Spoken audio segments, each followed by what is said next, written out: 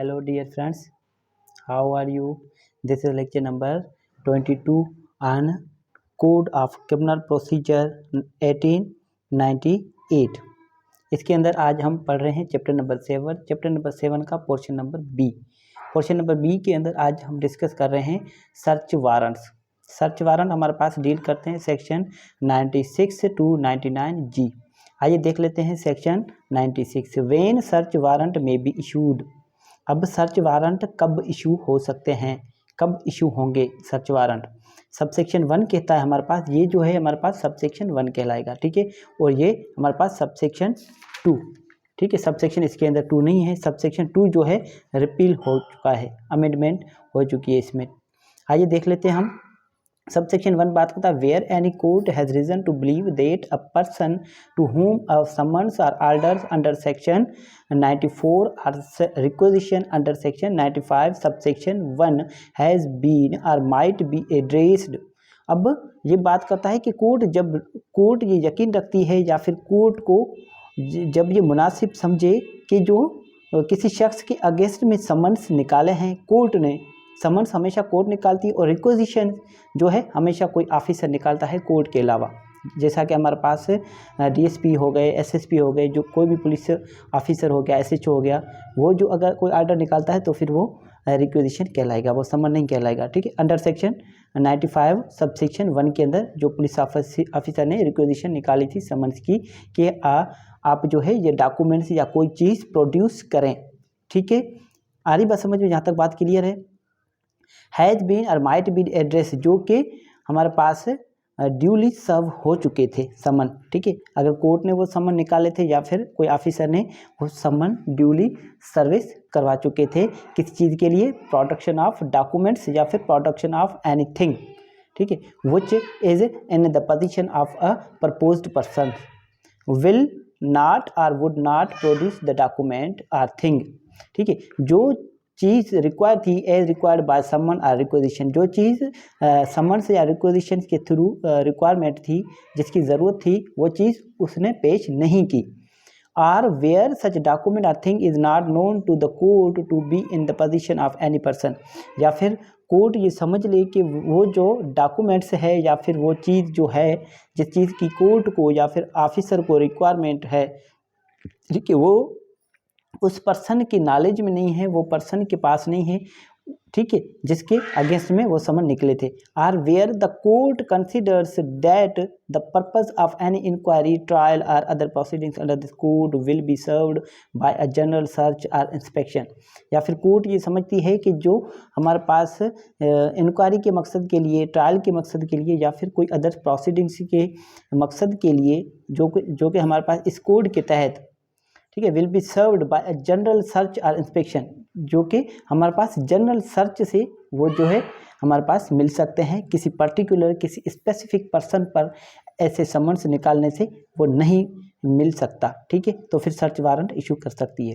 It may issue a search warrant, तो फिर वो कोर्ट इशू कर सकती है सर्च वारंट। ये आपको दोनों समझ में आ गए। ये उस सूरत में जब हमारे पास समन तो निकले थे मगर वो कोर्ट को ऐसा लगता है कि वो जो है उस शख्स के पास नहीं है, इस सूरत में भी सर्च वारंट निकल सकते हैं। और अब नंबर 2 पर जो बताया गया है उसमें ये बताया गया है कि वो जो हमारे पास जो चीज़ है जो कि उसकी पोजीशन हमारे पास नंबर 1 में और में उसके पास पोजीशन नहीं थी, नंबर 2 पर, ठीक है। नंबर 2 पर ये बात है कि वो हमारे पास जनरल पब्लिक एट लार्ज वो मिल सकती है, किसी एक जो हमारे पास पर्टिकुलर पर्सन है उसके पास ये चीज़ नहीं हो सकती। फॉर एग्जांपल हमें किसी डॉक्यूमेंट की रिक्वायर, फॉर एग्जांपल कोई ये डॉक्यूमेंट है ए, ठीक है, हम उसका समन निकलवाते हैं किन पर? बी शख्स पर, ठीक है। पर कोर्ट बाद में समझती है कि ये बी के पास नहीं होगा, ये तो हर किसी के पास हो सकता है, किसी के पास पोजीशन हो सकती, तो फिर इसका जनरल सर्च वारंट निकलेगा। It may issue a search warrant and the person to whom such warrant is directed, और जिस शख्स के हमारे पास जिस शख्स पर सर्च वारंट निकलेंगे मीन्स किसी ऑफिसर पर निकलेंगे, ठीक है, whom search warrant is directed, ठीक है, मे सर्च और inspect in accordance therewith and the provision hereinafter content, तो फिर वो इसके मुताबिक वो सर्च करेगा, वो तलाश करेगा जो कि हमारे पास आगे बताया गया है प्रोविजन। सबसेक्शन 2 बात करता है nothing herein contain shall authorise any magistrate other than a district magistrate to grant a warrant to search for a document parcel और thing other than in custody of the postal और telegraph authority. अब इसमें ये कहा गया है कि हमारे पास जो मजिस्ट्रेट है, ठीक, उनको कोई अथॉरिटी नहीं है हमारे पास डिस्ट्रिक्ट मजिस्ट्रेट के अलावा कि वो हमारे पास टेलीग्राफ अथॉरिटी के अगेंस्ट में कोई सर्च वारंट निकाले। आ रही बात समझ, यहाँ तक बात क्लियर है। इसके बाद हम चले जाते हैं हम सेक्शन 97 पर। सेक्शन 97 किसके बारे में डील करता है? सेक्शन 97 बात करता है पावर टू रेस्ट्रिक्ट वारंट के जो सर्च वारंट है उसकी रेस्ट्रिक्शन क्या होंगी उन पर, ठीक है, उन पर क्या रेस्ट्रिक्शन होगी, वो कहाँ तक महदूद होगा, उनको रोक दिया गया है कि आप जो है यहाँ तक आपकी जो है इन्फोर्समेंट है, इसके आगे आप सर्च नहीं कर सकते। द कोर्ट में कोर्ट कर सकती है इफ़ इट सिंक्स फिट, अगर वो बेहतर समझती है। स्पेसिफाई इन द वारंट में मखसूस तौर पर बता सकती है द पर्टिकुलर प्लेस, एक खास जगह और पार्ट या फिर कोई खास हिस्सा, thereof to which only the search और इंस्पेक्शन शैल एक्सटेंड, जिसके ऊपर जो है वो सर्च जो है वो तलाश जो है हमारे पास कर सकते हैं आप। And the person charge with the execution of search warrant shall then search और inspect only the place or part so हमारे पास स्पेसिफाइड। अब जो वारंट फॉर एग्जांपल किसी कोर्ट ने ए जो है एक ऑफिसर है, ठीक है, फॉर एग्जांपल ए जो है एक इंस्पेक्टर है, इन पर वारंट निकाले हैं कोर्ट ने कि आपने ये सर्च करना है, तो फिर जो स्पेसिफाइड जगह, प्लेस और पार्ट जो हिस्सा बताया गया है, फॉर एग्जांपल दो हमारे पास जुरिडिक्शन है, एक जुरिडिक्शन एक्स है एक वाई है। एक्स के अंदर बताया गया है यहाँ पर आपने सर्च करना है, आप वाई के अंदर सर्च करने नहीं जाएंगे। यहाँ तक बात क्लियर है। इसके बाद हम चले जाते हैं सेक्शन नंबर 80 ना हमारे पास 98 में आज हम डिस्कस कर रहे हैं search of house suspected to contain stolen property for documents ETC. अब ऐसे घर की तलाशी करना, ऐसे घर की तलाशी लेना जिसके अंदर हमारे पास शक हो कि वहाँ पर चोरी का माल या चोरी की प्रॉपर्टी जो है वो रखी जाती है या फिर कोई फॉल्ट डॉक्यूमेंट्स वगैरह रखे जाते हैं। अरे बस उनकी पोजीशन है उनके पास, उसकी तलाशी लेना। सब सेक्शन 1 कहता है if a magistrate of the first class upon information and after such inquiry is he thinks necessary, अगर कोई मजिस्ट्रेट फर्स्ट क्लास का समझता है, अब हमारे पास first class second class third class magistrate नहीं रहे, अब मजिस्ट्रेट हमारे पास मजिस्ट्रेट है, उनको फर्स्ट क्लास के ही पावर्स हैं। यहाँ तक बात क्लियर है। अगर उनको कोई इन्फॉर्मेशन मिलती है या फिर वो इंक्वायरी के बाद ये बेहतर ज़रूरी समझता है, हैज़ रीज़न टू बिलीव, अगर वो यकीन रखता है that any place is used, कि अगर कि कोई जगह वो इस्तेमाल होती है फॉर द डिपॉजिट, कि वो जमा करने के लिए, और सेल ऑफ स्टोलन प्रॉपर्टी, की चोरी की माल जो है हमारे पास वहाँ पर रखा जाता है सेल करने के लिए। Stolen property, sale of stolen property, चोरी का माल जो है वो वहाँ पर बेचा जाता है। यहाँ तक बात क्लियर है। Or for the deposit or sale of or manufacture of forge documents, या फिर जो है वहाँ जमा किए जाते हैं या फिर वहाँ बेचे जाते हैं या फिर वहाँ पर तैयार किए जाते हैं झूठे कागजात वगैरह, फॉल्स सील से झूठे हमारे पास सील्स वगैरह, ठप्पे वगैरह, आर काउंटरफिट स्टाम्प्स, या फिर उसके अलावा कोई मन घड़त हमारे पास स्टाम्प पेपर। आ रही बात समझ में? यहाँ तक बात क्लियर है। बैंक नोट्स या फिर बैंक नोट्स बनाते, करेंसी नोट्स बनाए जाए, या फिर coins or instrument materials for counterfeiting coin or stamps, bank notes or currency notes for foregoing. ऊपर जो बताए गए हैं उनके लिए अगर कोई भी ऐसा मटेरियल रखा जाए, कोई ऐसा कागज डॉक्यूमेंट्स रखा जाए जिससे हमारे पास रुपए वगैरह बनाए जाएँ, सिक्के वगैरह बनाए जाएँ, कोई स्टम्प बनाए जाएँ, या फिर बैंक करेंसी किसी भी तरह की कोई बनाई जाए।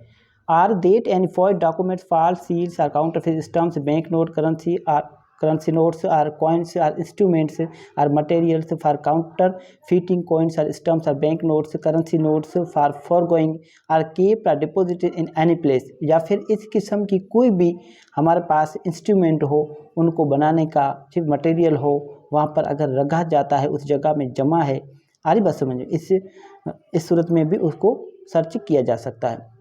आर फॉर द डिपॉजिट, या फिर वहाँ पर जमा किया जाता हो, सेल या फिर वहाँ बेचा जाता हो, मैन्युफैक्चर किया जाता हो, या फिर production of any obscene object such as is referred in section 292। अब 292 में जो हमारे पास बताया गया है सेल ऑफ ऑब्जेक्ट ऑब्जेक्ट, जो फहाश किस्म की जो हमारे पास से चीज़ें जो बनाई जाती हैं, जो हमारे पास यंग जो जनरेशन है उनके लिए इस्तेमाल वो करते हैं, कोई ऐसी चीज़ जो हमारे पास फहाश किस्म की हो ऑब्जेक्ट्स, ठीक है, जो कि पाकिस्तान पेनल कोड के सेक्शन 292 के अंदर बताया गया है, वो आप देख लेना। Or that any such object are kept or deposited in any place, तो या फिर ऐसे किस्म के कोई ऑब्जेक्ट्स वहाँ पर रखे जाते हैं, बनाए, एक तो पहली शुरू में बनाए जाते हैं या फिर वहाँ पर हमारे पास जमा किए गए हैं, ठीक है, किसी भी हमारे पास जगह के अंदर रखे हुए हैं या फिर वहाँ पर जमा किए जाते हैं। He may by his warrant authorise any police officer, तो फिर वो उस वारंट के बिना पर, उस वारंट के बुनियाद पर किसी भी पुलिस ऑफिसर को इख्तियार दे सकता है above the rank of a constable, जो कि कांस्टेबल एक पुलिस वाले से उसका रैंक जो है बड़ा हो। आगे बात, जैसा कि इंस्पेक्टर वगैरह हो। यहाँ तक बात क्लियर है? अगर यहाँ तक बात क्लियर है तो इसके बाद हम पढ़ते हैं हमारे पास नंबर ए कि हमारे पास किन किन सूरतों में वो अब सर्च वारंट से क्या क्या कर सकता है। वो किसी भी जगह में वो एंटर हो सकता है, जो असिस्टेंट उसको रिक्वायर है, जो भी उनको अगर हेल्प की ज़रूरत है तो फिर वो पुलिस ऑफिसर से हेल्प मांगकर अपने साथ पुलिस लेकर वो जगह में दाखिल हो सकता है। To search the same in manner specified in warrant, बिल्कुल वारंट में जो तरीक़ेकार बताया गया उसी तरीके से वो वहाँ पर तलाशी लेगा। To take position of any property, उस ऐसी प्रॉपर्टी की जो है अपने पास से क्या ले लेगा, वो अपने कब्जे में ले लेगा, या फिर जो भी प्रॉपर्टी है किसी भी चीज़ की, आ रही बात समझ में, ऑब्सेंस है, फॉर डॉक्यूमेंट्स है, हमारे पास ऑब्सेंस ऑब्जेक्ट है, फॉश किस्म की जो वो हमारे पास चीज़ें हैं, जो कुछ भी वो अपने कब्जे में ले लेगा। यहाँ तक बात क्लियर है? डी बात करता है टू कन्वे सच प्रॉपर्टी, ठीक है, तो ऐसी किस्म की जो भी प्रॉपर्टी वो अपने पोजीशन में लेगा उसको कन्वे करेगा कहाँ पर, other to dispose of thereof in some place or safety, किसी और जगह में रखेगा या फिर उस मजिस्ट्रेट के पास पेश करेगा। सी बात करता है to take into custody the and carry before a magistrate every person found in such place, अब उस जगह के अंदर अगर कोई भी शख्स उनको मिला है, ठीक है, वहाँ सर्च के दौरान, तो फिर उस शख्स को भी उस मजिस्ट्रेट के पास पेश करेगा। Who appears to have been privy to the deposit sale manufacture keeping such property document seals, जो कि उस किस्म की चीज़ें जो है अपने पास रखता था। यहाँ तक बात क्लियर है? अगर यहाँ तक बात क्लियर है तो फिर इसके बाद हम ये आप देख लेना, ये थोड़ा सेक्शन से बड़ा है, बिल्कुल वही बात कही गई है इसमें कुछ भी और दिया नहीं गया। पब्लिकली जो चीज़ें एग्जिबिट होती हों या सर्कुलेट या इम्पोर्टेड या एक्सपोर्टेड की जाती हों। आ रही बात समझ में? ऑब्जेक्ट के बारे में यहाँ पर बात कर रहा है। सब सेक्शन 2 बात करता है provision of this section will with respect to counterfeit coin suspected to be counterfeited and instrument or material for counterfeiting coin shall so far as they can be made applicable apply respectively to, ये जो हमारे पास provisions दिए गए हैं sections के, इन पर किस पर इस्तेमाल होंगे। हमारे पास जो मेटल टोकन्स एक्ट है जिसके अंदर कंट्रावेंशन जो कि मुखालफत करता हो, मेटल टोकन्स एक्ट था एक, जिसके अंदर ये हमारे पास जो सिक्के वगैरह बनते हैं, कोर्ट की जो करेंसी बनती है वो मेटल टोकन्स एक्ट के तहत बनती थी। वो जो ऐसा स्पेशल किस्म का जो मेटल है वो कोई प्राइवेट पर्सन नहीं रखता, सिर्फ गवर्नमेंट ही रख सकती है सिक्के वगैरह बनाने के मकसद से। अगर ऐसी कोई मटेरियल रखता है तो फिर वो क्या होगा, वो contravention of any notification for the time being in force, और ऐसे किस्म को कंट्रावेंशन में जो हमारे पास मेटल टोकन एक्ट के तहत वो जुर्म कहलाएगा। आ रही बात समझ में? Because a piece of metal suspected to have been so made or have been so brought, अगर कोई ऐसी चीज़, ऐसा मटेरियल, ऐसा धातु वगैरह हमारे पास पाकिस्तान के अंदर लाया जाए जिससे ये शक ज़ाहिर हो कि उससे सिक्के वगैरह बनाए जाएंगे। Instrument or material for keeping piece of metal in contravention of that, ऐसी किस्म का कोई भी इंस्ट्रूमेंट, कोई ऐसा औजार रखना जिससे ऐसे सिक्के वगैरह बना सकें, कोई करेंसी वगैरह बना सकें, या ऐसा मवाद मटेरियल रखे, ठीक है, तो फिर वो जुर्म में शामिल होता है। यहाँ तक बात क्लियर है? सेक्शन 99 बात करता है। सेक्शन 99 बात करता है disposal of things found in search beyond jurisdiction. अब एक जुरिडिक्शन, फॉर एग्जांपल कोई मजिस्ट्रेट है ए, ठीक ठीक है, वो मैजिस्ट्रेट हमारे पास एक मैजिस्ट्रेट है बी। अब बी मैजिस्ट्रेट की जुरिडिक्शन में अगर कोई चीज़ मिली है, ठीक है, और तो फिर ये हमारे पास सर्च वारंट इनके थे, ठीक है, मिली यहाँ पर बी जुरिडिक्शन के अंदर है। अब बी जुरिडिक्शन जो है इनको क्या करेगा, सुपर्दगी करेगा, उनके हवाले करेगा या फिर उसको वो चीज़ भेजेगा। यहाँ तक बात की डिस्पोजल में सुपर्दगी करना, भेजना या फिर हवाले करना। आप थिंग्स फाउंड इन सर्च, जो कि तलाश के अंदर मिली है, सर्च के अंदर बियॉन्ड जुरिडिक्शन, जुरिडिक्शन जो थी दायरा अख्तियार उससे बाहर। When in the execution of a search warrant at any place beyond the local limits of the jurisdiction of the court which issued the same, any of the things for which search is made are found।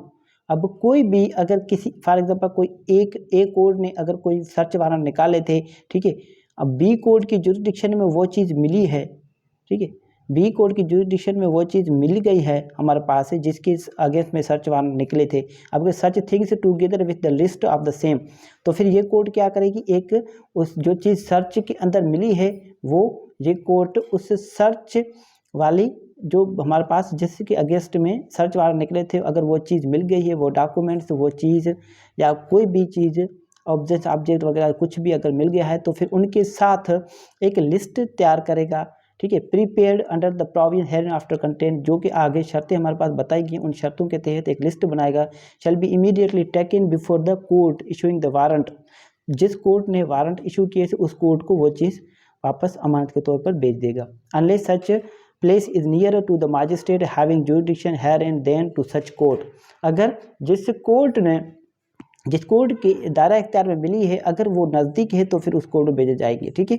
In which the case the list and things shall be immediately taken before such magistrate, अगर कोई भी चीज़ उसके अलावा भी कुछ मिले हैं तो फिर उनकी एक लिस्ट तैयार की जाएगी और उस मैजिस्ट्रेट के पास पेश की जाएगी। And unless there is good cause to be contrary such magistrate shall make an order authorising them to be taken to such court, ठीक है। तो फिर सच कोर्ट अब क्या है, such court means the court who issued warrant, अगर जो court है वो गुड, अगर उनके पास गुड काज है, ठीक है, to the contrary such warrant shall make an order authorising them to be taken to such court. आ रही बात समझ में? यहाँ तक बात क्लियर, बहुत सिंपल है कि हमारे पास है ये कि and unless there be good cause to contrary, के यहाँ पर मुखालफत का अगर हमारे पास गुड काज है, ठीक है, सच मैजिस्ट्रेट शल, तो फिर वो जो मैजिस्ट्रेट है वो बनाएगा, मेक एन ऑर्डर, एक ऑर्डर तैयार करेगा, अथोराइजिंग देम, उनको इख्तियार देगा, to be taken to such court, के उस कोर्ट को जो है वापस भेजे जाएं। अगर ये कोर्ट जो है इस कोर्ट को कहेगा कि ये चीज़ आपको जो मिली है वो हमें भेज दी जाए, पहले ये कोर्ट तो खुद ही अपने स्यू मोटो वहाँ पर ट्रांसफ़र कर देगा वो चीज़ें, अगर नहीं तो फिर ये कोर्ट एक ऐसा हमारे पास अथोराइज ऑर्डर भी इसको सेंड कर सकता है कि आप जो है मुझे वापस सेंड करें। सेक्शन 99A, सेक्शन 99A हमारे पास बात करता है, सेक्शन 99 बात करता है power to declare certain publication forfeited and issue search warrant for the same.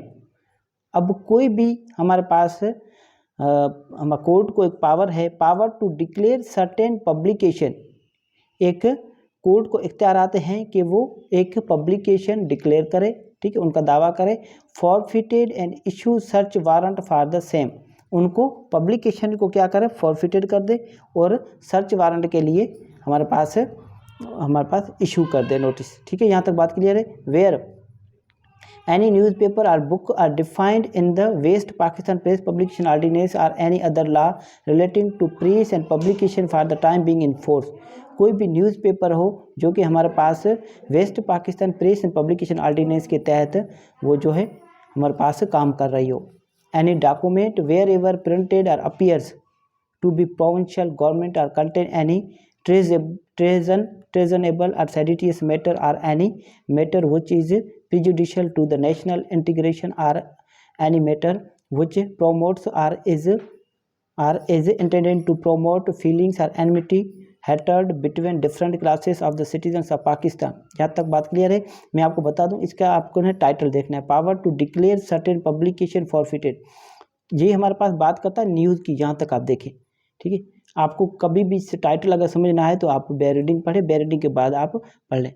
Power to declare certain publication forfeited, court को इख्तियारात है कि किसी भी पब्लिकेशन को वो डिक्लेयर कर सकती है कि ये जो है जब्त की गई है, and issue search warrant for the same, और उसके अगेंस्ट में सर्च वारंट भी निकाल सकती है। फॉर एग्जांपल कोई न्यूज़ हमारे पास है, हमारे पास फॉर एग्जांपल डॉन न्यूज़ है, डॉन न्यूज़ में कोई ऐसी न्यूज़ छप गई है जिसके अंदर ये बातें हैं कि हमारे पास फॉर एग्जांपल सुन्नी शिया हैं, या फिर दो हमारे पास सेक्ट हैं, रिलीजन हैं, कोई भी फॉर एग्जांपल कोई भी अगर रिलीजन है, अगर ऐसा बयान है इसके अंदर, वो बयान अगर पब्लिक हो गया तो फिर दो जो ग्रुप्स हैं हमारे पास, मुख्तलिफ किस्म के जो ग्रुप्स हैं वो आपस में लड़ सकते हैं। तो फिर ऐसी किस्म को रोकने के लिए वो उसको फॉरफिट मीन्स जब्त किया जा सकता है, उस जो अखबार है हमारे पास उनको। यहाँ तक बात क्लियर है। अच्छा, अगर ऐसी क्या कर ले हमारे पास नेशनल इंटीग्रेशन, जो हमारे पास कौमी जो इत्तेहाद है उनको नुकसान पहुँचाए, या फिर हमारे पास मुल्क के अंदर बगावत पैदा कर दे। आ रही बात समझ में? यहाँ तक बात क्लियर है।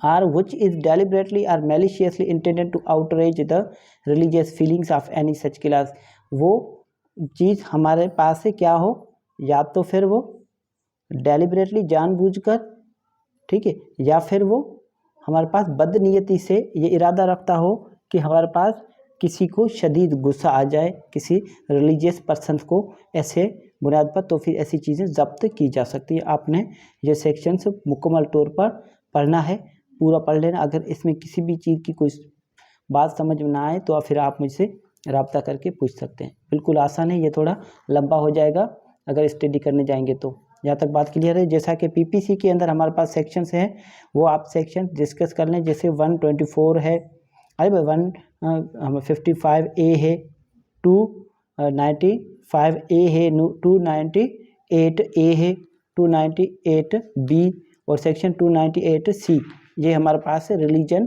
के हिसाब से है। आ रही बात समझ में?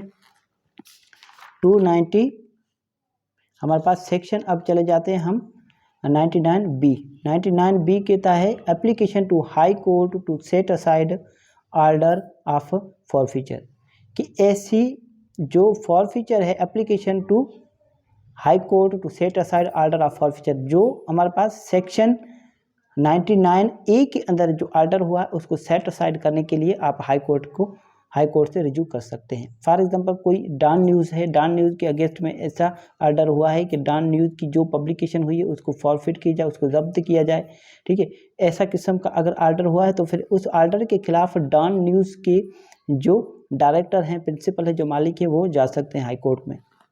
Any person having any interest in any newspaper, अगर किसी शख्स का उस न्यूज़पेपर में कोई दिलचस्पी है, इंटरेस्ट है, उसका हमारे पास मुफाद है, बुक आर अदर डॉक्यूमेंट, अगर किसी बुक में या फिर किसी भी डॉक्यूमेंट में, in respect of which order of forfeiture has been made under section 99A, अगर 99 सेक्शन A के अंदर वो ऑर्डर हमारे पास हुआ है उसके अगेंस्ट में, तो फिर वो कोर्ट को अप्लाई कर सकता है। अरे विदिन 2 months, अगर फॉरफीचर ऑर्डर जो हुआ है उसके बाद उससे 2 महीने के अंदर वहाँ पर वो हमारे पास जो है अपील कर सकता है, एप्लीकेशन दे सकता है। यहाँ तक बात क्लियर है। आगे चलें, सब सेक्शन 2 बात करता है, इसमें थोड़ा पढ़ लेते हैं हम।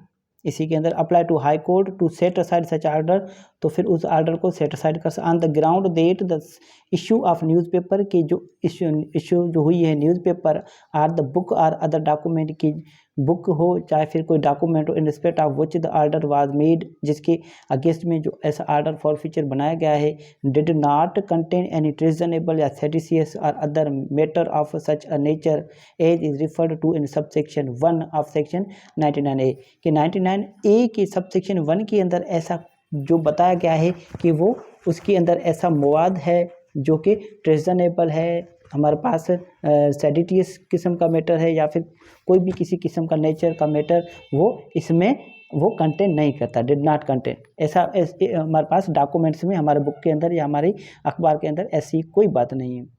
Subsection 2 nothing in subsection 1 shall apply to case where the order of forfeiture has been made, तो तो अगर ये सब सेक्शन 1 जो है वो अप्लाई नहीं होगा इस केस में, कौन से ए एंड बी पढ़ते हैं, in respect of a newspaper, book or other document printed outside Pakistan, जो कि पाकिस्तान के आउटसाइड अप्लाई हमारे पास क्या हुआ, प्रिंट हुआ हो, आउटसाइड प्रिंट हुआ हो, चाहे न्यूज़पेपर हो, बुक हो या अदर डॉक्यूमेंट, जिसको हमारे पास पाकिस्तान की कोर्ट ने फॉरफीचर कर दिया है। क्योंकि पाकिस्तान के बाहर की अगर कोई न्यूज़ है, बुक है या डॉक्यूमेंट है, तो फिर पाकिस्तान का कोई शख्स कोर्ट में, हाई कोर्ट में कैसे अप्लाई करेगा, उसका इस बुक के अंदर, इस न्यूज़ के अंदर क्या इंटरेस्ट हो सकता है, कोई इंटरेस्ट नहीं हो सकता है इस वजह पर, ठीक है। बी कहता है in respect of a newspaper, book or other document on the conviction in respect of such newspaper, book or other document or other author or editor thereof for any offences refer to in subsection 1 of section 99A। अब की बात यहाँ पर कह रहा है made in respect of a newspaper, जो newspaper है, बुक है या other document on the conviction in respect of such newspaper, अगर उनको क्या हो जाती है, सज़ा हो जाती है उन पर, book or other document or other author or editor for the offences refer to in subsection, अगर उनके अंदर उसको सजाई हो जाती है तो फिर आप एप्लीकेशन नहीं दे सकते। आ रही बात समझ में, यहाँ तक बात क्लियर है। 99C जो है हमारे पास रिपील है। 99D हम डिस्कस कर लेते हैं। 99D क्या करता है बात हमारे पास, 99D बात करता है order of high court setting aside forfeiture. अब हाई कोर्ट का आर्डर है ऐसी किस्म की जो फॉरफीचर जो आर्डर है उसको सेट असाइड करने के लिए। ऑन रिसिप्ट ऑफ एप्लीकेशन, जो एप्लीकेशन रिसीव हुई है किसी शख्स के बिहाफ पर, the high court shall if it is satisfied that the issue of newspaper, book or other document in respect of which application has been made, कि अगर किसी भी जो न्यूज़पेपर है, कोई बुक है या डॉक्यूमेंट है, उसके मुतालिक एप्लीकेशन जो हमारे